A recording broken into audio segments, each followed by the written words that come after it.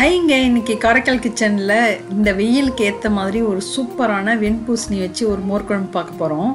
அதுக்கு நம்ம கொஞ்சம் துருவன தேங்காய், பச்சை மிளகாய், இஞ்சி எடுத்துக்கோங்க.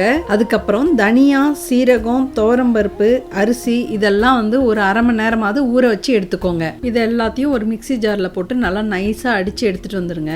வெண்பூசணிக்கு பதில் வெண்டைக்காய் கூட யூஸ் பண்ணலாம், அதுவும் ரொம்பவே நல்லாயிருக்கும். பூசணிக்காய் தோலை சீவிட்டு நல்லா சின்ன சின்ன துண்டாக கட் பண்ணி எடுத்துக்கோங்க. இன்னும் ஒரு பெரிய மிக்சி ஜாரில் நல்லா கெட்டியான தயிர் ஆட் பண்ணி அதோட கொஞ்சம் மஞ்சத்தூள், உப்பு ஆட் பண்ணி நல்லா அடிச்சுக்கோங்க. ஒரு பாத்திரத்தில் ஆயில் ஆட் பண்ணி கடுகு, உளுத்தம்பருப்பு, கருவேப்பிலை, காஞ்ச மிளகா, கொஞ்சம் பெருங்காயம் போட்டு நல்லா தாளிச்சிட்டு வெட்டி வச்ச பூசணிக்காவோட கொஞ்சம் மஞ்சள், உப்பு, தண்ணி ஆட் பண்ணி வேக விட்டுறணும். பூசணிக்காய் வெந்ததுக்கு அரைச்சி வச்சிருந்த தேங்காய், தயிர் ஆட் பண்ணி கொதிக்க விட்டு கொத்தமல்லி போட்டு இறக்குனா சூப்பரான மோர் குழம்பு தயார். செஞ்சு சாப்பிட்டு என்ஜாய் பண்ணுங்க. பாய்.